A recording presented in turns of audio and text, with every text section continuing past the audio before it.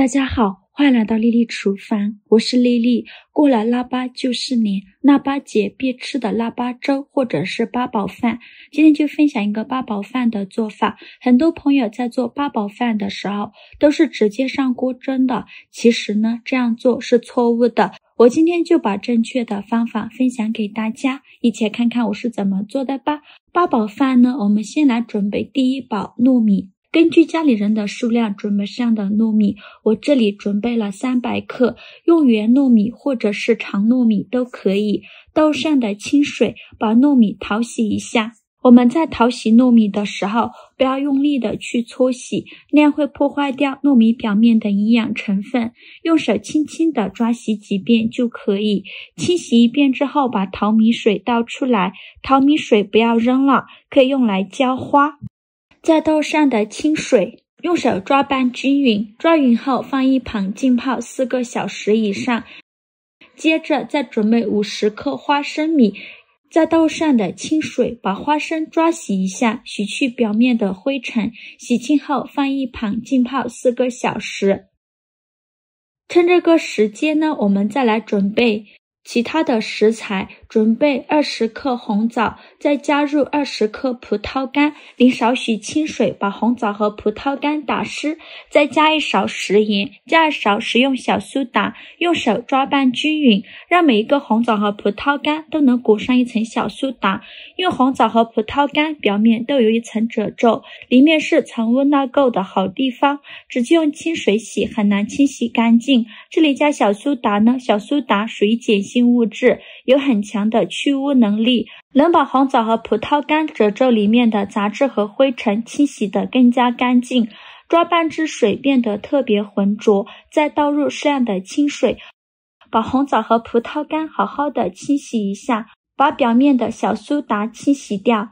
清洗一遍之后控水捞出，再放入另外一盆清水中，给它多清洗几遍，直到把清洗的水变得清澈为止。洗净后控水捞出，放入盘中，准备把厨房剪刀，把红枣剪成小块，把枣核去掉。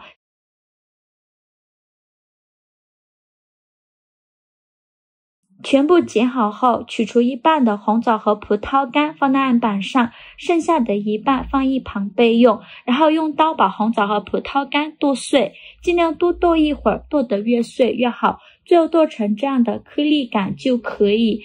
再把它放入盘中，再准备50克芒果干，先给它切成细丝。切好后再用刀剁一剁，给它剁得碎一些，最后剁成这样的颗粒感就可以。再把它放入盘中，再准备50克核桃仁，这个核桃仁呢是生的，也是给它切成小块，也不用切得太碎，像视频中这样就可以。切好之后放入盘中。现在我们的花生已泡得差不多了，泡到这样的程度就可以。再把花生清洗一下，然后控水捞出，放入盘中。现在我们的糯米泡得差不多了，取一颗糯米，用手一捏，很轻松就能捏碎，泡到这样的程度就可以。然后再把糯米倒入菜篮子里边，控干水分备用。锅中水提前烧开，把糯米放入锅中，给它焯水2分钟，用铲子搅拌一下，开大火煮。煮的过程中用铲子不停地搅拌，防止糊锅底了。全程大概需要煮3-4分钟左右。取一颗糯米，用手一捏，中间还有一点白心，煮到这样的程度就可以。再用6勺把糯米控水捞出，控干水分后放入另外一个大碗中。然后放入刚切好的红枣、葡萄干、芒果干、核桃，再放入一半的花生米，再用筷子搅拌均匀，让所有食材充分混合在一起。我每天都在用心的教做菜，这个视频麻烦您帮忙点个免费的小红心，下次不会做还能找到我，非常感谢大家的支持。搅匀后先放一旁备用。接着准备一个大碗，倒少许食用油，用刷子刷均匀，底部和周围都刷上食用油，防止粘连。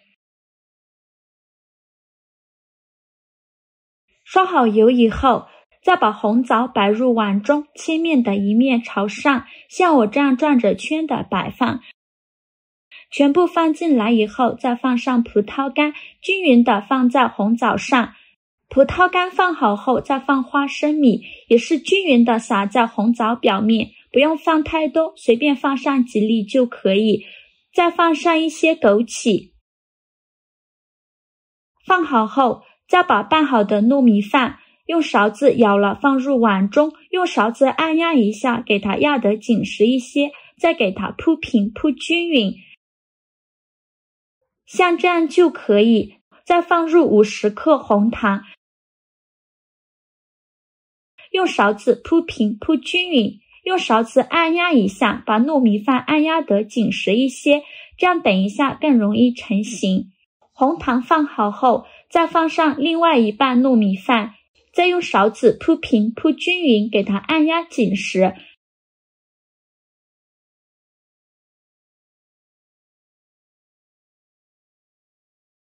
按压好以后，最后再放上一层红糖，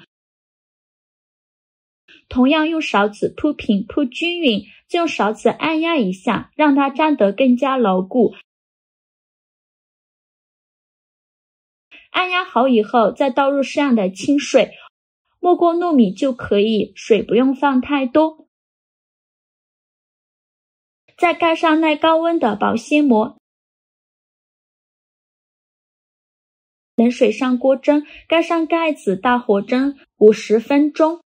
时间到，我们打开盖子看看，把保鲜膜揭开，把糯米饭蒸至这样软糯，中间没有白心，说明就已经蒸熟了。再把它取出来，晾至不烫手的时候，在上面扣上一个盘子，再倒扣装入盘中。哇，好香啊！浓浓的红糖清香味和糯米的谷香味扑鼻而来。